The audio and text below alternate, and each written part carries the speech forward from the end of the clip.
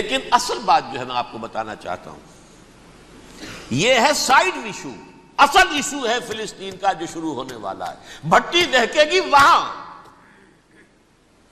ظاہر بات ہے کہ اگر کوئی بہت بڑا اقدام ہو جاتا ہے فلسطینیوں کے خلاف، اور اگر واقعتاً مسجد اقصیٰ اور قبۃ الصخرہ گرا دیے جاتے ہیں، جو طوفان اٹھے گا عالم عرب میں، یہ حسنی مبارک ہوں یا شاہ خالد ہوں یا کوئی اور ہوں، یہ نہیں روک سکتے اس طوفان کو.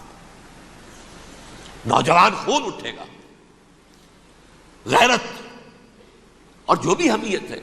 مسلمان ان پڑھ سے ان پڑھ اور بالکل بے دین، وہ بھی مسجد کی حرمت پر کٹ مرنے کو تیار ہو جاتا ہے. مسجد تو بنا دی شب بھر میں ایمان کی حرارت والوں نے، من اپنا پرانا پاپی ہے، برسوں میں نماز ہی بن نہ سکا. وہ چاہے کانپور کی مسجد سے مسلمانوں نے جانے دی ہیں، چاہے وہ شہید گنج کی مسجد کی مسلمانوں نے جانے دی ہیں، چاہے نماز نہ پڑھتے ہو. لیکن یہ جو حرمت اور یہ جو حمیت اور یہ غیرت ہے، اس سے جو طوفان اٹھے گا یہ ہوگا اس ملحمۃ العظما، اس کی طرف پیش رفت ہو رہی. کتاب الملاحم سے احادیث کے حوالے سے کہ جن جنگوں کا حوالہ دیا حضور نے، پیشن گوئی کی ہے، اس کا نقطہ آغاز تھا خلیج کی جنگ.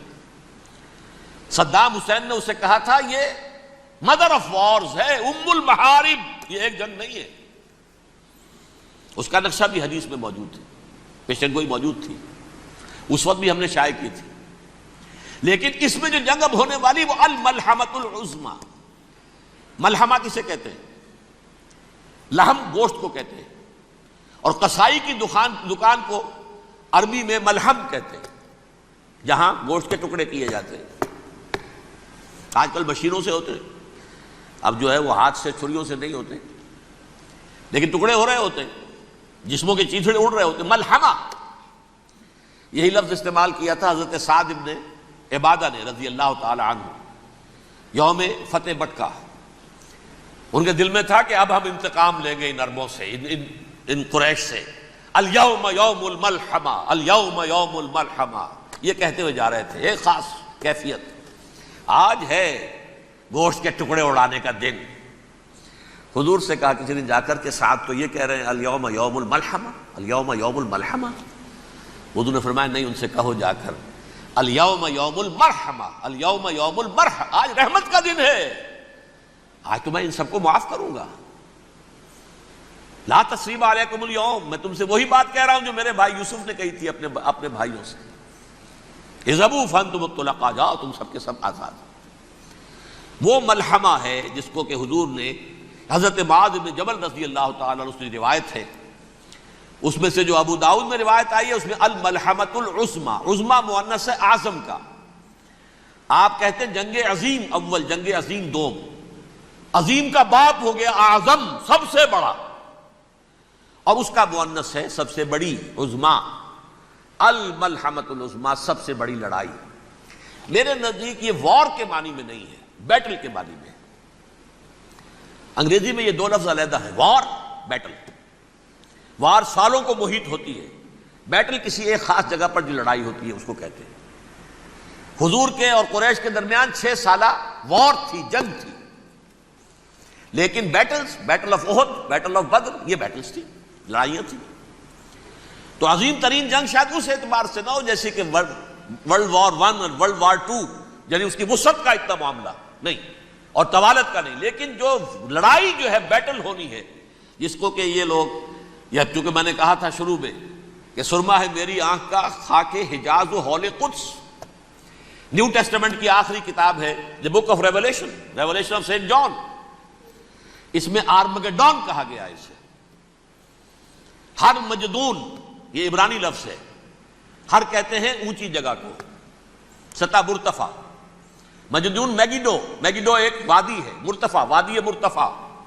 یہ ہے واقع لبنان، اسرائیل اور شام کے درمیان جو ٹکڑا، جو ٹرائنگل بنتی ہے، یہ ہے. یہاں پر بڑی جنگ لڑی جائے گی، اور یہ جنگ جنگ صلیب ہوگی جو کہا ہے بش نے، یہ جنگ صلیب.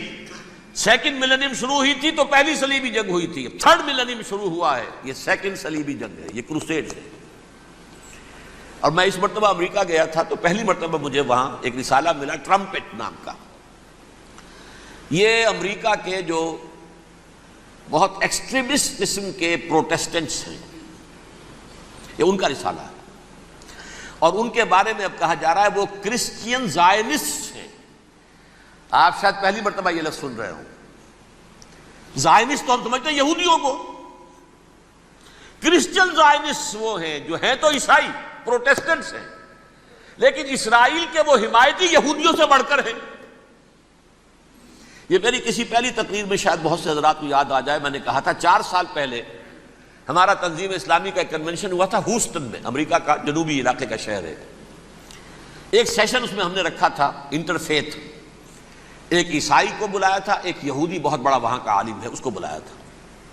اس یہودی عالم نے ڈاکٹر وشوگراڈ، جو وہاں کی یونیورسٹی میں پروفیسر ایمیریٹس ہے، اس نے کہا تھا کہ یہ اسرائیل کو تو سپورٹ کر رہے ہیں عیسائی، ہم تو نہیں کر رہے۔ جو پریکٹسنگ یہودی ہیں وہ زیادہ اسرائیل کے حق میں نہیں تھے، یہ تو سن 67 کے بعد انہوں نے اسرائیل کو تسلیم کیا ہے۔ وہ تو منتظر تھے کہ ہمارا مسیحا آئے گا تو اس کی قیادت میں جنگ کریں گے، جیسے شیعہ منتظر تھے کہ مہدی موعود آئیں گے تو پھر ہم کچھ کریں گے۔ وہ امام خمینی نے کہا بھائی جب وہ آئیں گے آ جائیں گے، لیکن ہم کچھ راستہ کے لیے۔ زائنسٹ نے آگے بڑھ کر ریاست قائم کر لی، اور جب یروشلم پر بھی پورا قبضہ کر لیا، تب جو ہے در حقیقت مذہبی یہودی جو ہے پھر انہوں نے اپنایا ہے، اون کیا ہے، اور نئے سیٹلمنٹس جو بھی بنے ہیں وہاں پر اسرائیل میں، اس میں اکثر و بیشتر مذہبی یہودی آیا، اور بروکلن کے علاقے سے سب سے بڑھ کر آئے ہیں، جو امریکہ میں نیو یارک کا ایک جنوبی علاقہ ہے، بہت بڑا یہودیوں کا بہت بڑا گڑھ ہے۔ نیو یارک کو جیو یارک بھی کہا جاتا ہے، وہ تو اصل میں مرکز جو ہے وہ تو یہودیوں کا ہے۔ اس حوالے سے وہاں پر جو کرسچن زائنسٹ کہلاتے ہیں وہ اسرائیل کے یہودیوں سے بھی بڑھ کر کہیں سپورٹر ہیں۔ بہرحال اس دوسری صلیبی جنگ کا معاملہ جو میں کہہ رہا تھا، ٹرمپٹ نامی رسالہ، اس کا ایک مضمون ہے دی لاسٹ کروسیڈ۔ اب یہ آخری کروسیڈ ہے جو شروع ہونے والا ہے۔ میں تو حیران ہوں کس قدر کھل کے وہ باتیں کرتے ہیں۔ رومن کیتھولکس کو وہ کہتے ہیں کہ یہ شیطان ہے، یہ پوپ شیطان ہے، یہ یورپ کو اس نے جمع کیا ہے کرسچینٹی کی بنیاد پر، اور اس میں زیادہ تر کیتھولکس ہیں۔ آپ کو معلوم ہے برطانیہ بڑی مشکل سے شامل ہوا ان کے ساتھ، اس لیے کہ وہ پروٹیسٹنٹس کا سردار تھا، ابھی پوری طرح نہیں ہے۔ یورپ جو ہے وہ رومن امپائر دوبارہ یہ کھڑی کر رہا ہے، اور در حقیقت یہ جو ہے یہودیوں سے بھی چھیننا چاہتے ہیں اسرائیل کو اور فلسطین کو، اور مسلمانوں سے بھی، اور یہ وہی کروسیڈ جو تھے اربن ثانی کے، اس کی تیاری کر رہے ہیں تاکہ وہاں پر عیسائی حکومت قائم ہو جائے، کیتھولکس کی، پوپ کی حکومت قائم ہو جائے، جیسے ایسٹ تیمور میں کر دی ہے۔ ایسٹ تیمور میں کون سی حکومت بنی ہے؟ رومن کیتھولک اسرائیل میں بنے، تاکہ یہ سارے مقامات مقدسہ جہاں اسرائیل پیدا ہوئے، حضرت مسیح پیدا ہوئے، بیت الحم کہاں ہے؟ وہی ہے کہ نہیں؟ جہاں سے ریزریکشن ہوا ان کے خیال میں وہ کہاں ہے؟ وہیں پر ہے کہ نہیں؟ بڑے بڑے گرجے ان کے وہی ہیں۔ تو اس اعتبار سے ان کا کہنا یہ ہے یہ لاسٹ کروسیڈ کی تیاری ہو رہی ہے، یہ کیفور، اور ان کا کہنا یہ ہے کہ یہ پوری طاقت نیٹو کی جو ہے، یہ پہلے جرمنی سے لائی گئی بوسنیا، انہوں نے خود وہاں جنگ کروائی، انہوں نے خود وہاں پر ایتھنک کلینسنگ کروائی، پھر خود مصالحت کے لیے آ گئے، پھر کوسوو میں انہوں نے خود آگ بھڑکائی۔ یہ میں نہیں کہہ رہا، یہ وہ ٹرمپٹ رسالہ امریکہ سے چھپنے والا پروٹیسٹنٹس کا رسالہ ہے جو یہ کہہ رہا ہے۔ پھر انہوں نے کوسوو کے اندر کروایا، اور پھر وہ وہاں پر پیس فورس کی حیثیت سے آ گئے۔ اب وہ میسیڈونیا میں کروا رہے ہیں اور وہاں داخل ہو گئے ہیں۔ اگلا قدم ان کا سائپرس ہوگا، سائپرس میں ترکوں کو اور وہ گریکس کو لڑائیں گے اور وہاں آ جائیں گے، وہاں سے ایک چھلانگ لگائیں گے اور یہ فلسطین میں پہنچیں گے، اور یہ وہاں پر ایک رومن امپائر، اپنی پرانی رومن امپائر کی طرح کی رومن کیتھولک ریاست قائم کرنا چاہتے ہیں۔ تو وہاں امریکہ کے عیسائیوں میں بھی کوئی ایک طبقہ نہیں ہے، کیتھولکس بھی ہے، کیتھولکس زیادہ نہیں ہے ہمدرد، لیکن اب تابع ہو چکے ہیں۔ اسحاق ریبین نے جب یہ پیس ٹاک شروع ہوئی تھی، آپ کو یاد ہوگا شاید، کہ جب وہ آیا تھا واشنگٹن سے واپس فلسطین اسرائیل، تو پہلے روم میں رکا for an audience with the Pope, اور پوپ کو اس نے ایک مرتبان سا پیش کیا تھا، حضرت سلیمان علیہ السلام کے زمانے کا مرتبان، اور کہا تھا دیکھیے 3000 برس تک ہم نے اس کی حفاظت کی ہے، اب یہ میں آپ کے حوالے کر رہا ہوں۔ اس کے بعد سے پوپ جو ہے بالکل رام ہو گیا، اور وہ عیسائیوں کے ساتھ اور یہودیوں کے ساتھ ان کا پورا معاہدہ ہو۔ اب پورا عیسائی ورلڈ جو ہے ویسے تو مجموعی یہودیوں کے شکنجے میں ہے، البتہ ان کے اندر بھی جھگڑے ہیں. جو وہاں پر وائٹ کرسچن ملیشیاز ہیں وہ ایکسٹریمسٹ ہیں کیتھولکس، ان کے نزدیک دشمن نمبر 1 یہودی، دشمن نمبر 2 مسلمان، دشمن نمبر 3 جو یورپ میں کالے ہیں، ایفرو امریکن، چاہے وہ عیسائی ہو گئے ہوں کوئی بھی ہو. یہ 3 دشمن ہیں جن سے انہوں نے کلینز کرنا ہے، صاف کرنا ہے ان کے خیال کے مطابق امریکہ کی سوسائٹی کو. اولاً یہود، پھر مسلمان، اور پھر یہ جو کالے ہیں. لیکن دوسری طرف پروٹیسٹنٹس کے اندر ایکسٹریمسٹ وہ ہیں جنہیں کہا جا رہا ہے یہ کرسچین زائنسٹ ہیں، یہ اسرائیل کے، اسرائیل سے بڑھ کر سپورٹرز ہیں. بہرحال یہ اب جنگ ہوگی، اس کا نتیجہ کیا نکلے گا یہ تو اللہ ہی جانتا ہے.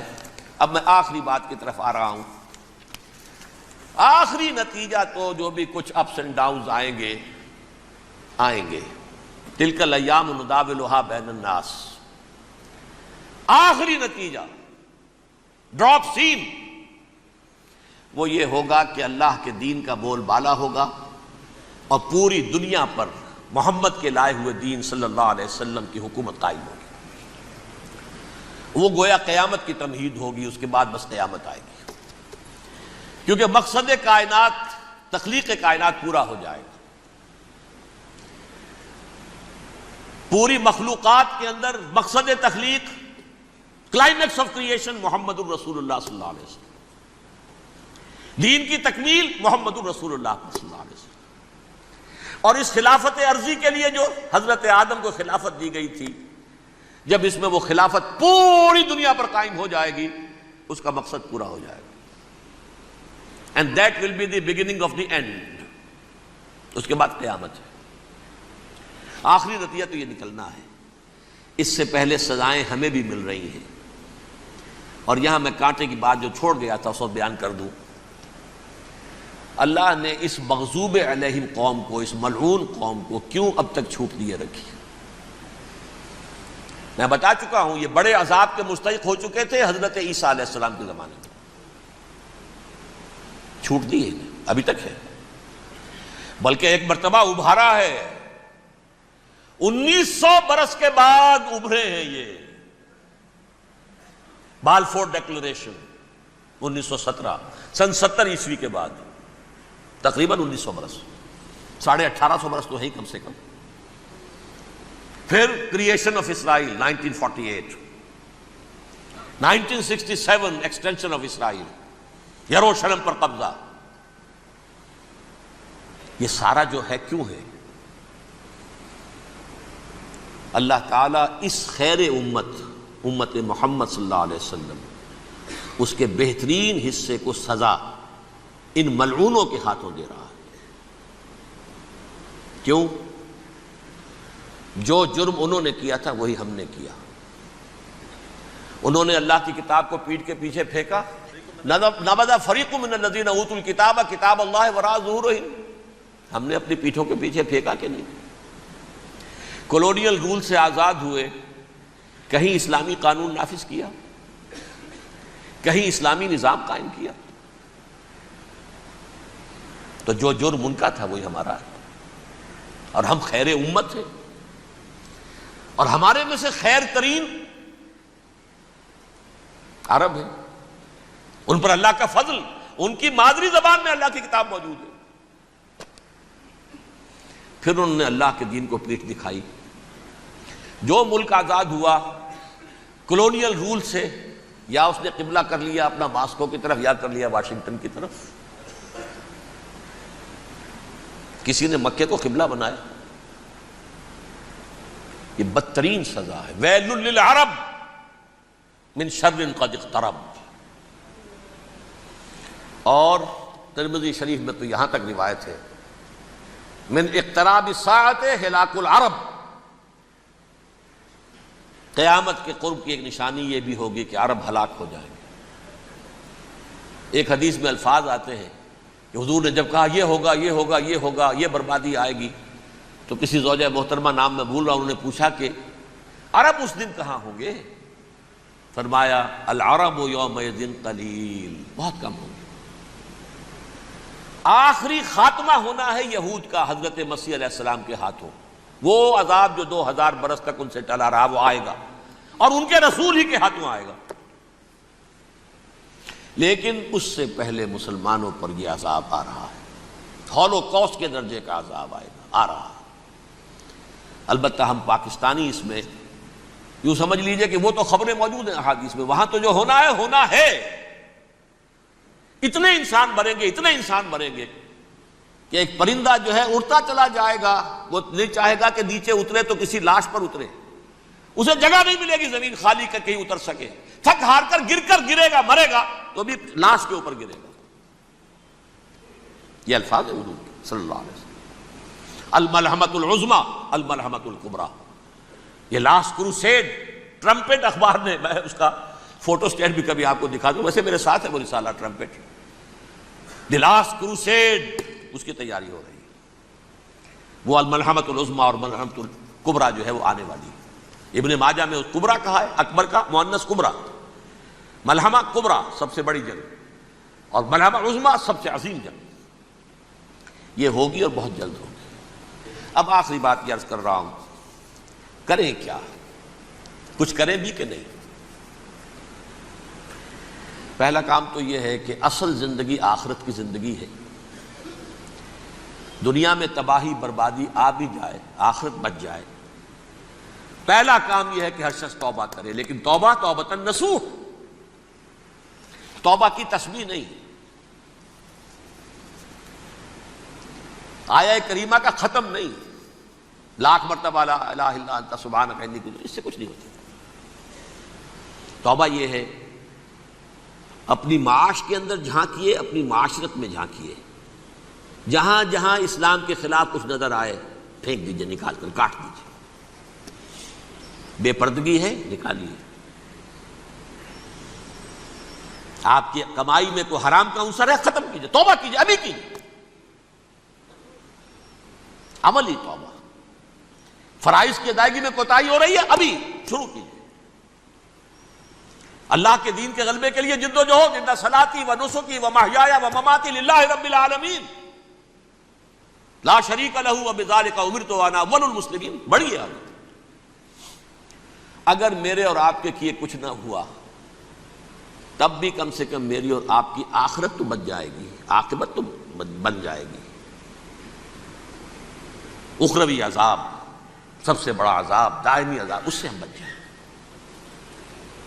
دوسرا کام ہے اجتماعی توبہ۔ اجتماعی توبہ کیسے ہوگی؟ یہ سلطنت خداداد پاکستان جو اللہ نے عطا کی تھی،